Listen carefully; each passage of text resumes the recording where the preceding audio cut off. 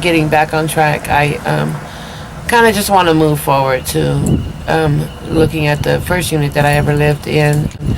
Like I said, this whole incident that happened here at North Point is very traumatic for me.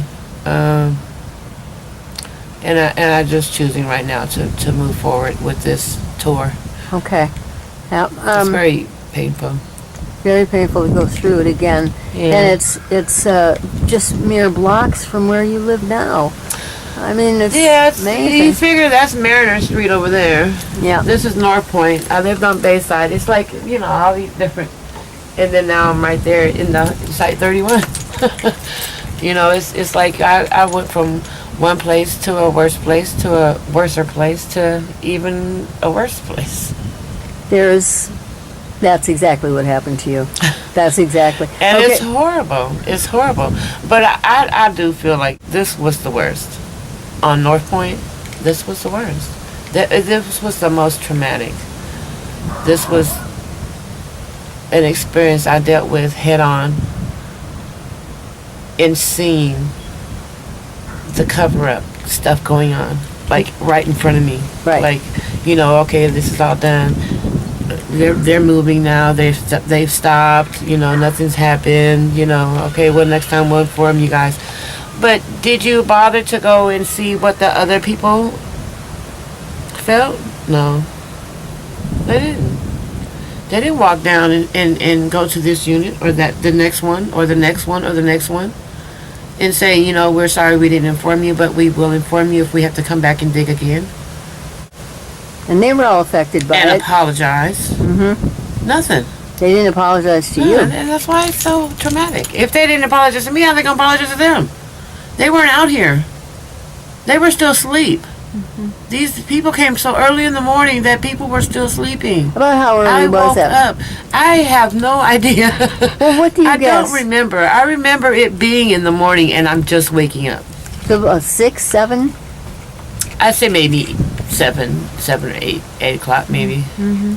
So then the big question is, why the heck did they come that early in the morning? The stuff wasn't going to get up and walk out of the ground. I mean, why did they... It's like I said, Maybe they were trying to conceal it. Yes. You think? Yeah. I think they try to conceal a lot of things. And, even in the meeting that we went to back on the 25th of June, they even admitted that there are things that are concealed, that are confidential files that are sealed, that they cannot get into, that they're trying to get into. Okay, so you're the Navy and it's concealed from you, I don't understand that. They know. They can get in there. They can find out. And they choose to tell us they can't. Very well said. Yeah. Yeah. I agree. Absolutely. Yeah. And it's very disrespectful. It is incredible. And it is incredibly disrespectful of human life. It is total disregard for human life. And the part that, okay, I say, what about the children? You're creating a situation where you are possibly changing DNA in children. What about their children and their children and their children? This is a gift that keeps on giving.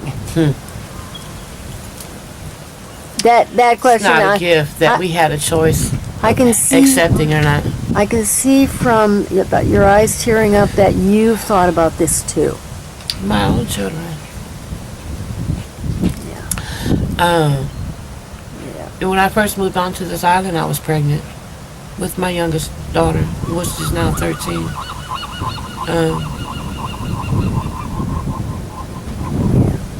And Connie has learning disabilities. Yeah, abnormal growth. She has breathing problems. She has all kind of stuff going on with her. And I wonder, if it had anything to do with being out here on the island, living out here on the island, for all of her life. This is what she knew. She was one of those kids that got boxes and slid down that big pile of dirt. My kids did that. Um, Yeah.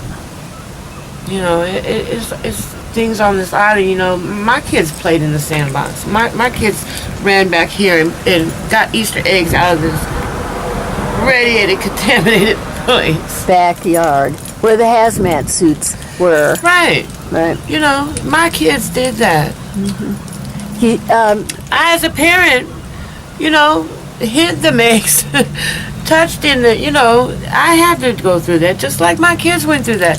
That's normal things that families do.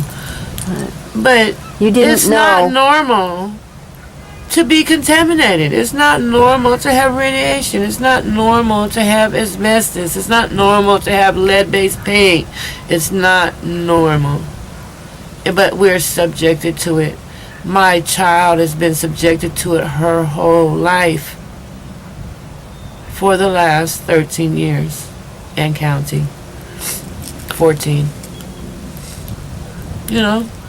And for parents, I've talked to a lot of parents out here. Parents blame themselves. They blame themselves for this. And it isn't their fault. They weren't told when they moved out here what was here. But Well, you know parents, what? because they feel responsible for kids, they're going to... Yeah, and Yeah. we do. That there's a certain amount of guilt and stuff that any parent in this situation is going to feel. And responsibility. My But you're not. opinion is that a lot of us don't have a choice. A lot of us can't afford to live anywhere else. So do we live on the street with our kids and not feed them? Or do we live on the island and have a roof over our head and our kids be able to have a bed and a room and a toy box and a backyard to play in and a jungle gym or whatever the sort be? Do we choose that over being homeless in the street? Yes. Yes. Yes. Did we know the contamination? Did we know the severity of being out? No. So I don't know how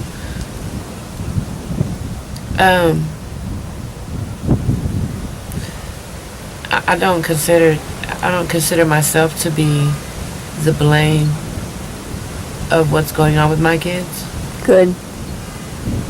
because I've tried to give them the best that I can, and putting a roof over their head and a home to come home to was important for me. Yeah.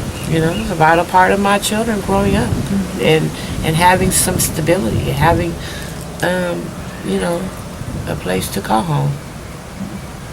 You know, it's too bad that all this is going on here because it's a beautiful place,